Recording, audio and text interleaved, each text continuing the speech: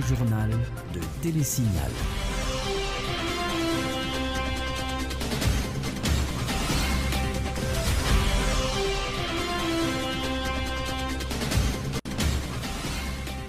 Bonjour, bonsoir à toutes et à tous. Bienvenue pour cette nouvelle édition du Grand Journal de Télésignal.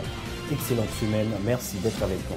À la une de l'actualité, 6 morts et plus de 8000 maisons inondées à Port-au-Prince. C'est le bilan des pluies diluviennes qui s'abattent depuis la semaine dernière dans le pays. La direction de la protection civile et le service national de météorologie d'Haïti appellent la population à la vigilance. Début ce lundi du processus d'inscription des candidats pour les législatives de 2015 qui prendra fin le 19 avril prochain et qui nécessite aux éventuels candidats au Sénat et à la députation de se faire préenregistrer sur la base de données électroniques du CEP avant de confirmer leurs inscriptions dans les bureaux électoraux départementaux. Dully Brutus passe l'éponge. L'actuel ministre des Affaires étrangères d'Haïti a remis sa démission au chef de l'État dans la perspective de participer à la présidentielle de 2015. Le chancelier démissionnaire tarde à confirmer la bannière sur laquelle il compte se présenter au prochain scrutin. Et puis enfin, ouverture ce lundi à Port-au-Prince de la 4e réunion de la commission mixte de coopération entre Haïti et la communauté française de Belgique. Une session de travail de 2 jours ayant pour objectif de renforcer et dynamiser les liens de coopération existants entre Haïti et la Belgique. Voilà pour les titres de développement dans un instant.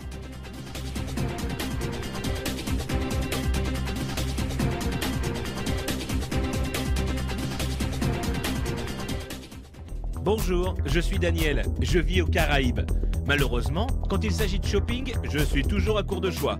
Par exemple, la recherche d'un cadeau pour ma copine, ou un lecteur MP3, ou même un casque. Grâce à eShopper Express, je peux maintenant faire mes courses en ligne. Les expéditions internationales de magasins en ligne étant si chères et souvent non disponibles, eShopper Express donne l'opportunité à ceux vivant hors des États-Unis de faire des emplettes comme s'ils y étaient.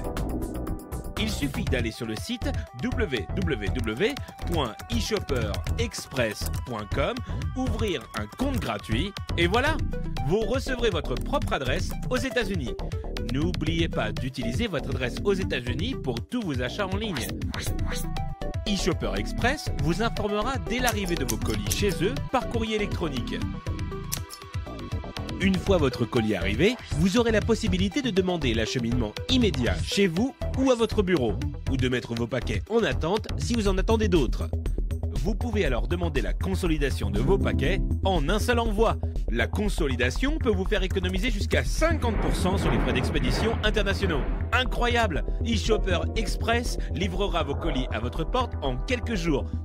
Pas de soucis, pas de risque, pas de maux de tête.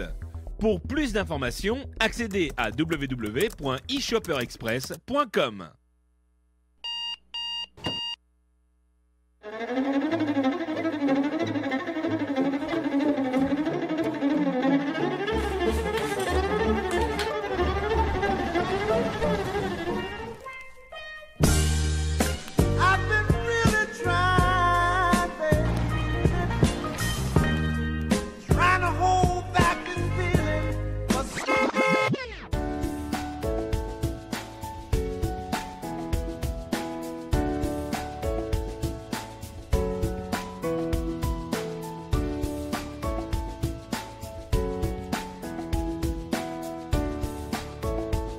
Démaquillant, lotion après-rasage et lotion rafraîchissante. Limacol, la fraîcheur de la brise dans une bouteille. Limacol est un produit de la Disprofar en vente dans tous les supermarchés et les pharmacies.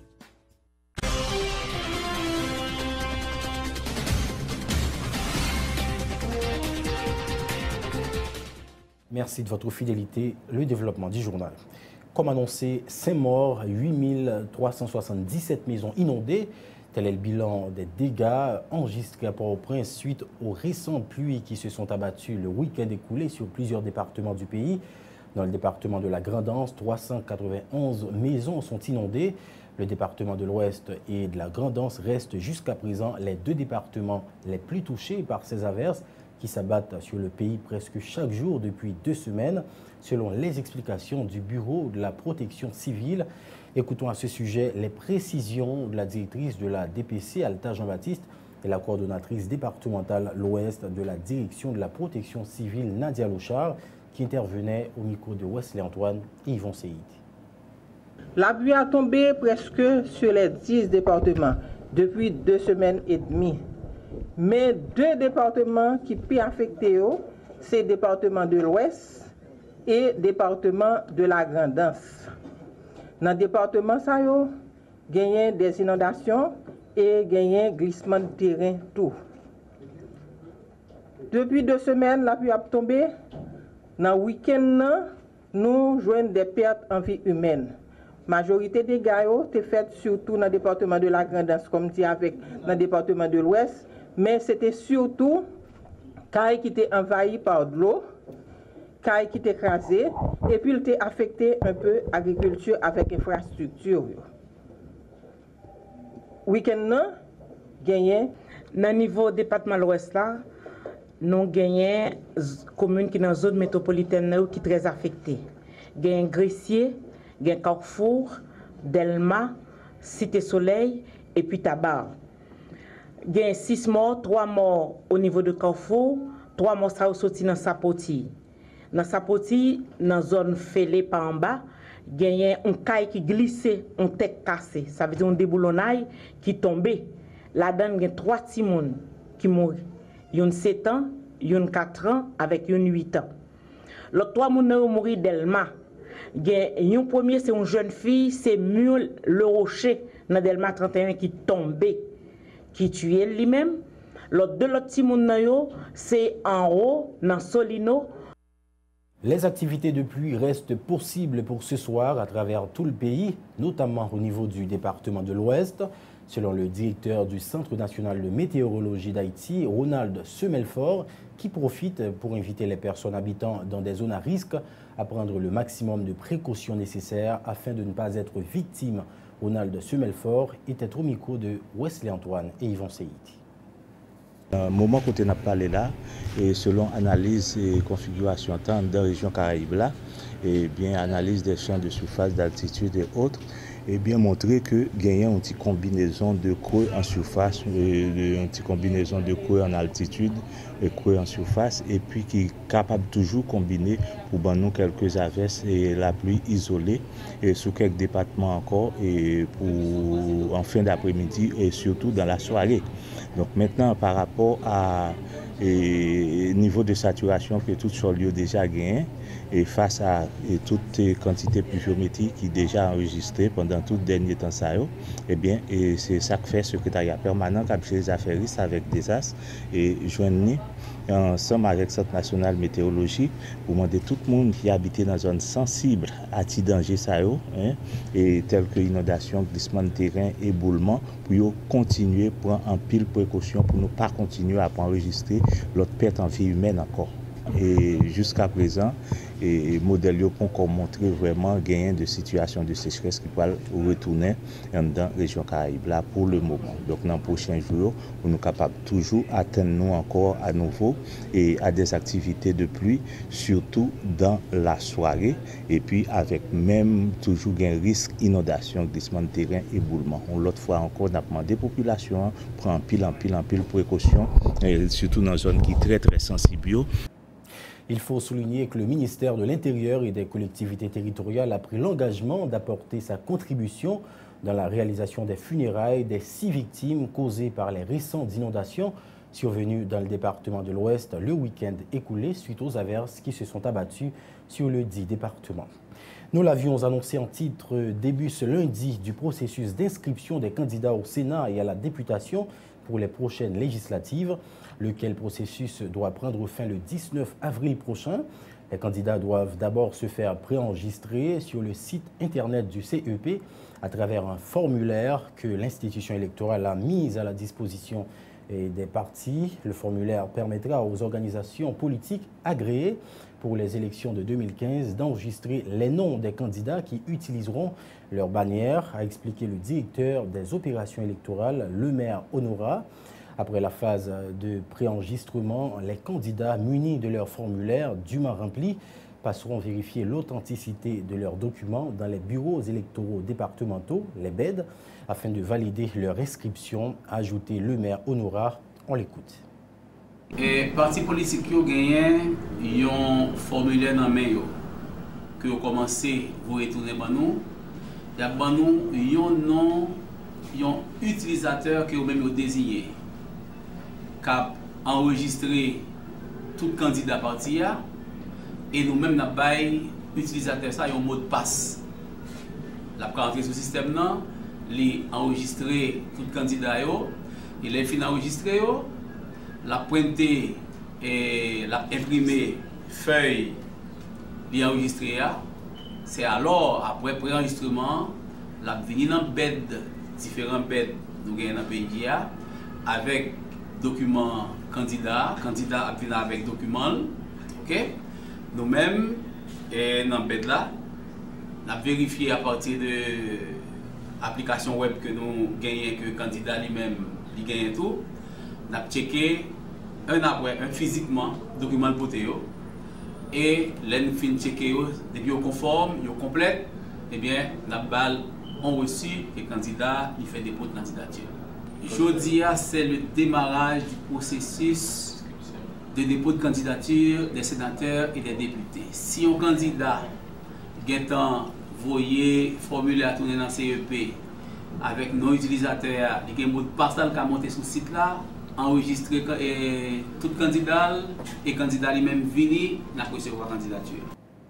Le Conseil électoral provisoire a octroyé un numéro aux partis politiques qui prendront part au scrutin de 2015 lors d'un tirage au sort organisé samedi dernier dans un hôtel à Pétionville, en présence d'un juge de paix et d'un notaire. Un exercice qui s'est poursuivi ce lundi, mais cette fois à la direction des opérations électorales à Frères, selon ce qu'a informé le maire Honora. Le juge de paix ainsi que le notaire ont ouvert l'enveloppe contenant les numéros restants aux partis politiques absents lors du tirage organisé le week-end écoulé. Le directeur des opérations électorales a fait savoir que les juges de paix et le notaire tireront un numéro pour les partis ayant raté les deux tirages. Le maire Honora, au micro de Ronald Desormes et Samuel David François. Et bien, je dis à 2 h, juge de paix qui scellait l'enveloppe pour ce numéro à plat, notaire à plat, pour être capable d'ouvrir l'enveloppe là, son enveloppe scellée, c'est seulement le juge de paix qui peut ouvrir. Et à 2 h exactement, on a commencé avec tirage pour reste parti. Et cette fois-ci, il y a un parti qui n'est pas présent, juge de paix avec notaire, a tiré au numéro que nous avons octroyé. Et parti qui n'a pas tiré, il y a venu. Parti qui a tiré déjà besoin de suivre comment le processus qui est bien commencé à comment l'a fini.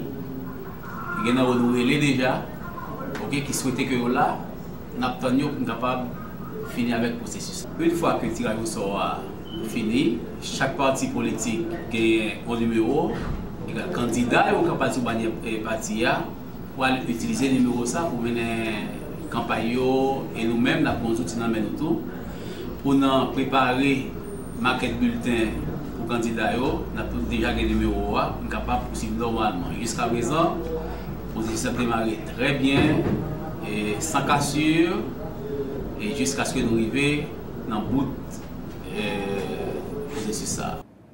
Et parmi les partis politiques ayant déjà décroché leur numéro se trouve le Parti haïtien Tête-Calais et PHTK numéro 103, Famille Lavalas numéro 54, Unité 86, Fusion 38, Mopod numéro 87, la plateforme Petite Dessalines numéro 28, La Paix numéro 61, le Mokrina 114.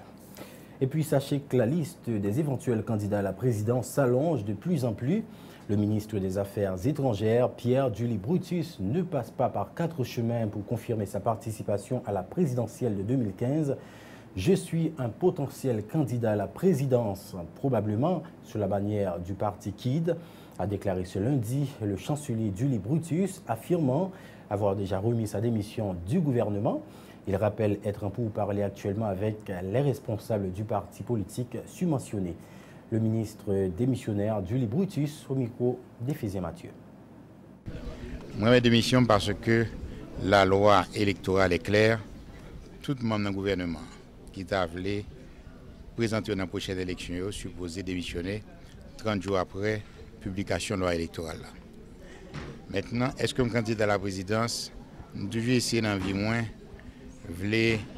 méthodique, à savoir, pour me candidat à la présidence, il faut moins sûr que la candidature ait une chance de succès.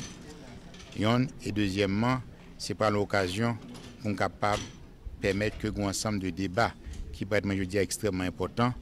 Je crois que c'est extrêmement important pour nous qu'il y ait un débat qui est fait dans le pays. Qui s'attend par débat? Je pense qu'il faut que nous commencions, dans le cadre de l'élection, réfléchir sur comment nous pourrons assumer le développement économique d'Haïti. Le grand problème que nous avons dans ce pays depuis des années, on n'a plus d'industrie nationale. Conséquence, les Haïtiens ont tendance à aller en dehors d'Haïti pour résoudre le problème, soit en Dominicanie, soit à Bahamas. Et là encore, c'est notre faute. En tant qu'élite dans le pays, nous n'avons pas essayé de prendre les dispositions nécessaires pour que nous offrions travail à paysans haïtiens, à ouvriers haïtiens. Nous sommes potentiels candidats à la présidence et ce sera probablement sur le kit. C'est-à-dire que pour l'instant, c'est avec eux que nous sommes en discussion. Je suis supposé rencontrer jeudi hier, je prends une décision. Donc, après décision, m'a dit nous que moi, c'est candidat, tel parti ou pas. Réagissant aux déclarations du ministre des Affaires étrangères démissionnaire, Julie Brutus, relative à la question de décharge, le chancelier Julie Brutus, qui, rappelons-le, a démissionné dans la perspective de se porter candidat pour la présidentielle de 2015, il a déclaré que la question de décharge est pour lui un faux problème. Le président du Sénat digère mal cette déclaration de Julie Brutus. Sûrement, M. Brutus est le candidat du président ou du premier ministre et qu'il trouvera décharge en Conseil des ministres, commente le sénateur Richer. Le parlementaire fait remarquer que le décret électoral de 2015 exige aux ordonnateurs de leur décharge.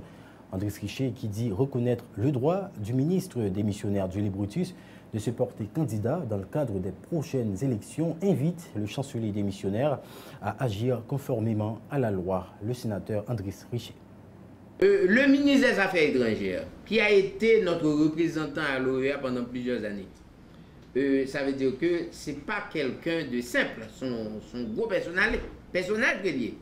Tout sous elle doit comme ça que, il m'a dit le côté question des charges liées, il doit pas occuper au débat comme ça parce que sûrement c'est des candidats président liés ou bien candidats premier ministre liés, je connais, et que vous pouvez le dégager là dans le Conseil des ministres pour le ballon papier. Et comme en Haïti, depuis que là mettez cap, libéral devant, pas rien qu'arrêter, parce que les Haïtiens, ils ne peuvent pas reconnaître en tant que citoyens et défendant les intérêts d'une nation, ils peuvent plutôt aller en déglabouzaille, parce que chaque nègre là, bagay là aller dans intérêt, il fait mengel. Et chaque aller par exemple au détriment de l'autre là, il ouvre gel. Conseil électoral là, même décret, il dit noir sur blanc que pour aller à l'élection, il faut que normalement sous ta gérer bien l'État, il faut un papier qui dit que ou pas de fait doit être long si payé là-dedans. Donc ça veut dire que c'est vrai que M. Brutus a été ordonnateur pendant un certain temps. Donc, si je dis, c'est droit le candidat à la présidence, mais cependant, il doit aussi respecter la loi. Parlons élection toujours. Le président du Sénat de la République juge scandaleux le montant avancé par le président du Conseil électoral provisoire pour la réalisation des élections dans le pays cette année. Des élections qui, soulignons-le, coûteront entre 50 et 60 millions de dollars américains. Pour Andris Richer, c'est anormal qu'un pays disposant de maigres moyens économiques comme Haïti organise des élections si coûteuses pour des résultats, fait-il remarquer, généralement peu efficaces. Le sénateur Richer propose qu'on utilise les ressources humaines et matérielles de l'État, ce qui, croit-il, permettra de limiter les dépenses pour les élections. Les déclarations du sénateur Andris Richer au micro d'Yvon Seyidi. Double scandaleux. L'on vit dans un pays aussi pauvre et puis un pays que moun pas, c'est à peine si moun ka vient les debout, et puis chaque élection qu'a fait, yo traîné bagay en façon pour que c'est des millions qu'a dépensé, et tandis que élection pour moi-même, si yo te voulait faire élection dans le pays, l'élection a fait plus rapidement, et non seulement t'a fait plus rapidement, il l'a fait d'une manière plus efficace. D'ailleurs, j'avais même proposé, pourquoi ne pas utiliser les fonctionnaires de l'État pour aller pour faire élection? Ou capable de dire que oui, ils sont déjà corrompus.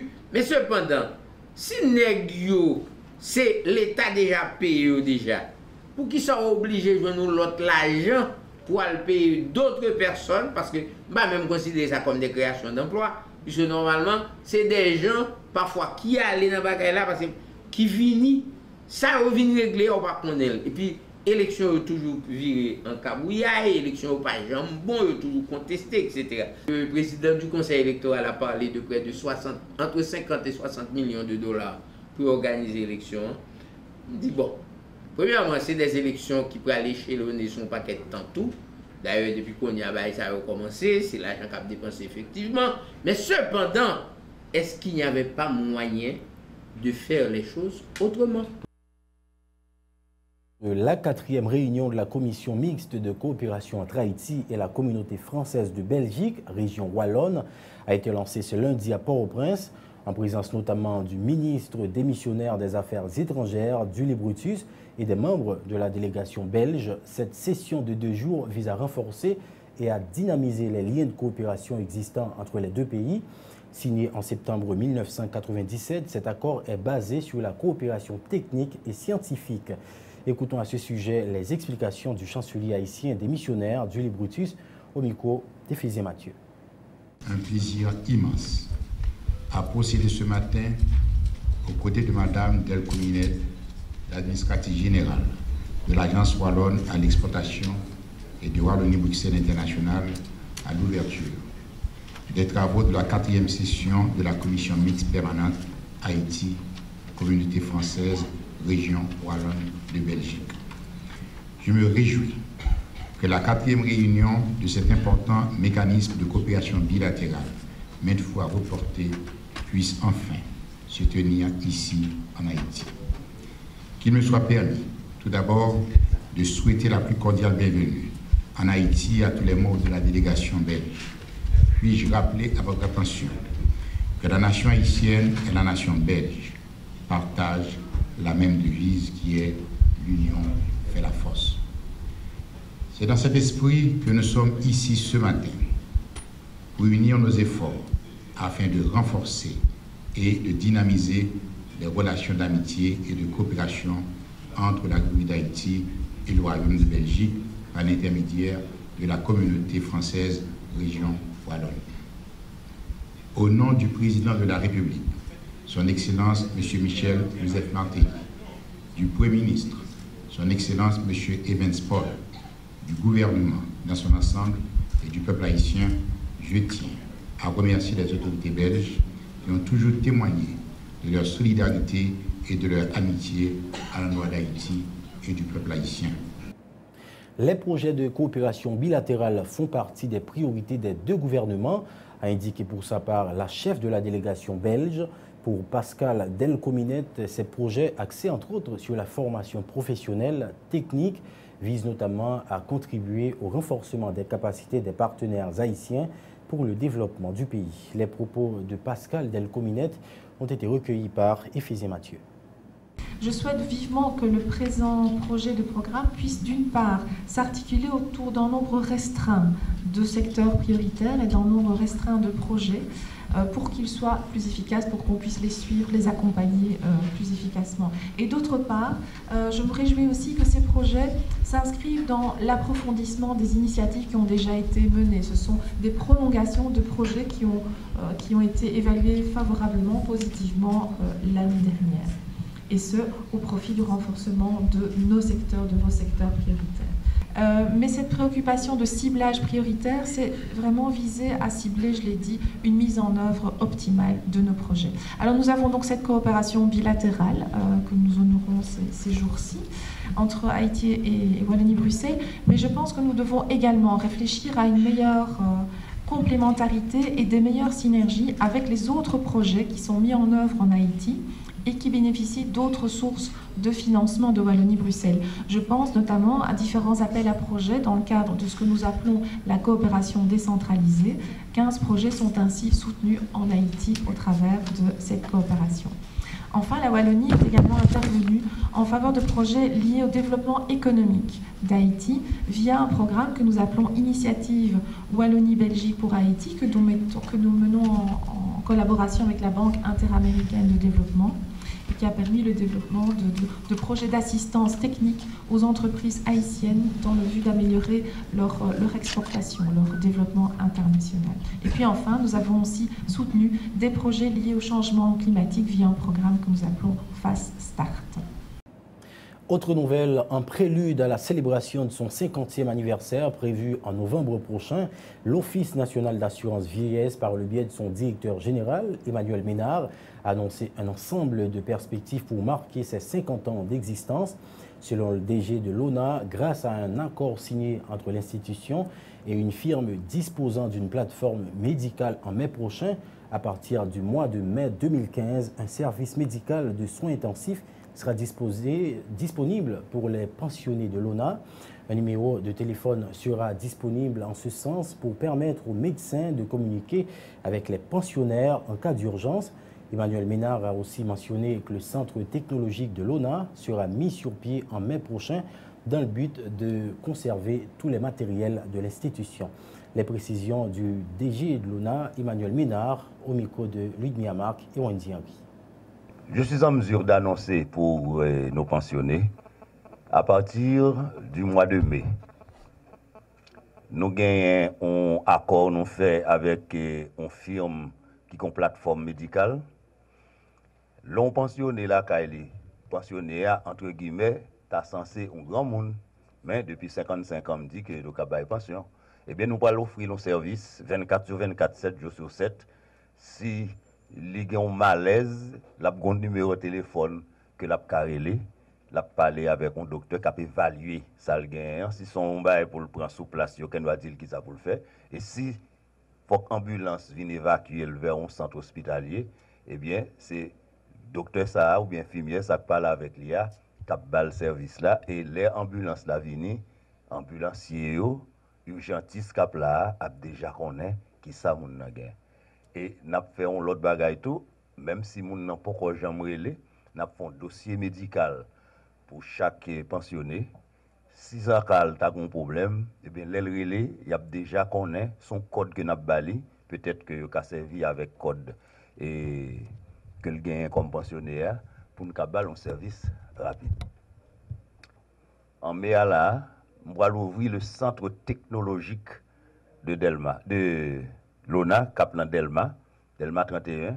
C'est la map conserver toute serve, tout matériel informatique nous et là service ingénierie qui l'a tout parce que nous avons 17 bureaux sur toute l'étendue du territoire national qui est capable à partir de mai là en temps réel on toute transaction qui fait dans un bureau l'ONA.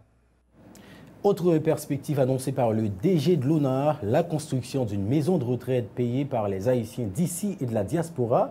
Cette maison de retraite, dont le lancement se fera en mai 2015, fournira tous les services de base, a indiqué Emmanuel Ménard. Il a par ailleurs souligné que l'Office national d'assurance vieillesse envisage d'établir cette maison sur 4 départements afin, dit-il, d'encourager la décentralisation dans le pays. Emmanuel Ménard. Nous travaillons actuellement sur la première maison de retraite et bon asile communal, côté là, une maison de retraite, l'on a fait et son bagage a fait pour payer. Et bien, nous allons créer une maison de retraite qui pourra le permettre, ni mon ici, ni mon à l'étranger, et bien, mon doit entrer. Depuis l'entrée de la maison de retraite là, les payer et tout nous prendre en charge depuis manger, dormir, médicaments, soins, loisirs, tout ça où qu'on est un monde gain pour à l'aise la Kaili, la maison de retraite on a la paix gagne. Pour maison de retraite là, et n'a pas envisagé 4 gros pôles pour nous capable de faire une maison de retraite sérieuse pour avec toute assistance médicale, tout même j'entendais nursing room l'autre bord. Donc ça veut dire faire compatriotes nous entrer. Alors, je ne vais pas dire en mai, je vais commencer maison de retraite là, non. En mai, nous avons fait le lancement. Il faut que nous fassions une étude de marché, une étude de faisabilité. Même si ce n'est pas moi qui fais l'île, mais je vais lancer l'île au nom de la continuité de l'État. Si l'idée est bonne, il faut continuer avec. 4 gros pôles, ça veut dire l'un séparé pays, nous avons prendre nord, nous avons prendre sud, nous avons prendre ça, pour nous capable de décentraliser. Autre information, ce sont des centaines de pèlerins issus de différentes régions du pays qui ont célébré le 3 avril dernier la traditionnelle fête de Calvaire Miracle à Gantier, commune du département de l'Ouest. Ce rendez-vous annuel qui coïncide avec la fête pascale est l'occasion pour les fidèles pèlerins de Gantier de raffermir leur foi. Suivez ce reportage signé Journiste Saint-Ilus et Yvon Seïdi.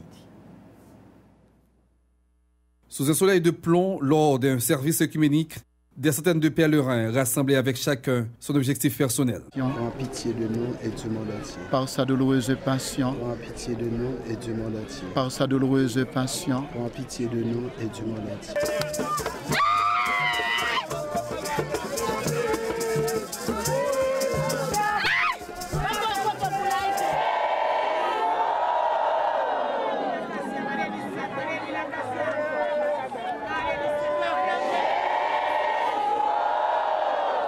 Des gerbes de fleurs, sièges, chapelets sont entre autres éléments ajoutés au décor, en signe de remerciement au Saint-Patron pour avoir satisfait les demandes des pèlerins. Ça me n'a pas suffi pour me faire calvaire. Et je me calvaire bon toujours. Je demande calvaire, on est calvaire bon moi. Je viens remercier calvaire. Mais c'est pour calvaire bon corps pour m'acheter, pour me une chance, un travail, pour me progresser, la finir dans la pied. Pour me venir dans pied en limena. Si pour certains, la fête de Calvaire Miracle est un moyen de manifester leur croyance en leur Dieu, pour d'autres, elle est une occasion de faire du tourisme local, comme l'expliquait cet homme. Nous venons à Calvaire, les pèlerins, nous venons prendre un petit flanc, nous venons regarder, puis prier mon Dieu, tout va y ça. Première année, après, qu'est-ce qui parle de bon, amis, et puis nous pensons à ça, tout, nous venons regarder. Nous sommes très contents, monter, nous descendre, nous Ce traditionnel rendez-vous permet aux différents religieux non seulement de raffermir leur foi, mais également de garder espoir quant à l'accomplissement de leurs demandes. Un mot de culture à présent. Merci bon Dieu, c'est le nom du dernier album de Lionel Benjamin, présenté le week-end écoulé. Il s'agit d'un album spirituel dont les titres tendent à inciter à la réflexion sur l'existence humaine, question d'opérer des changements de comportement. Le chanteur-compositeur Lionel Benjamin appelle les amants de la musique à bien écouter les différentes compositions contenues dans son dernier album. Des musiques qui prêchent la foi, l'espérance, la charité, indique le légendaire Lionel Benjamin. Ces déclarations au micro de Max Joseph. Bon, album, ça, c'est un album qui est très important pour moi, dans le sens que tout chanteur sont mes créoles. Et mes créoles, certainement, sont inspiration parce que il y a des chanteurs que même dès le mon apportant, et puis mon tien, Gadzou de l'Ouville, j'aime des bains ça, ouais, parce que il y a un peu d'émotion là-dedans. Et je me sens comme si ce n'était pas moi-même qui t'ai écrit. Donc, il est bien arrivé, il est sorti juste avant dimanche Pâques là. Et moi, c'est qu'un peu le monde, bon, il y a des gens qui ont déjà, il y a des gens qui ont demandé, il y a des gens qui pensent que il fait journée, attendez les, d'après ça, il dit, donc je suis bien content. Parce que il y a dans la musique qui dit qu'il faut semer la parole.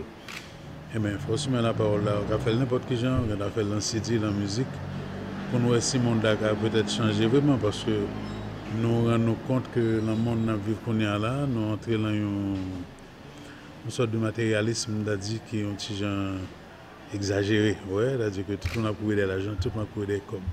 Or, vraie vie, c'est pas l'argent. Je ne vais pas dire que l'argent n'est pas bien placé, non, mais je dis là, c'est l'argent qui met tout, fait tout le bail pour l'argent. Et comme ça, on tient pas bon. Je pense qu'il y a plus belle bail que ça dans la vie, qui n'est pas obligé de l'argent seulement. Donc, c'est important moi que je sorte ici de ça avant la période pascale là, parce que bon, c'est l'époque là, ouais. Même qu'on est que le poil arrêter pendant longtemps, parce que mon capitaine décide ça après le gagner bail. que attendez là-dedans, c'est pas comme si les bails pas habitués à attendre nous, mais peut-être que chanter, je me chanter et m'espérer que son CD qui a fait mon réfléchir, sur gens vivre avec les prochains, avec famille. À présent, le rappel des titres avant de refermer cette édition. 6 morts et plus de 8000 maisons inondées à Port-au-Prince. C'est le bilan des pluies diluviennes qui s'abattent depuis la semaine dernière dans le pays. La direction de la protection civile et le service national de météorologie d'Haïti appellent la population à la vigilance. Début ce lundi du processus d'inscription des candidats pour les législatives de 2015 qui prendra fin le 19 avril prochain et qui nécessite aux éventuels candidats au Sénat et à la députation de se faire préenregistrer sur la base de données électroniques du CEP avant de confirmer leurs inscriptions dans les bureaux électoraux départementaux. Dans l'actualité également, Julie Brutus passe l'éponge. L'actuel ministre des Affaires étrangères d'Haïti a remis sa démission au chef de l'État dans la perspective de participer à la présidentielle de 2015. Le chancelier démissionnaire tarde à confirmer la bannière sur laquelle il compte se présenter au prochain scrutin. Et puis enfin, ouverture ce lundi à Port-au-Prince de la 4e réunion de la commission mixte de coopération entre Haïti et la communauté française de Belgique, région wallonne. Une session de travail de 2 jours ayant pour objectif de renforcer et dynamiser les liens de coopération existants entre Haïti et la Belgique. C'est la fin de ce journal. Merci de votre attention et de votre fidélité. Excellente semaine, très bonne suite de programmation sur Télésignal.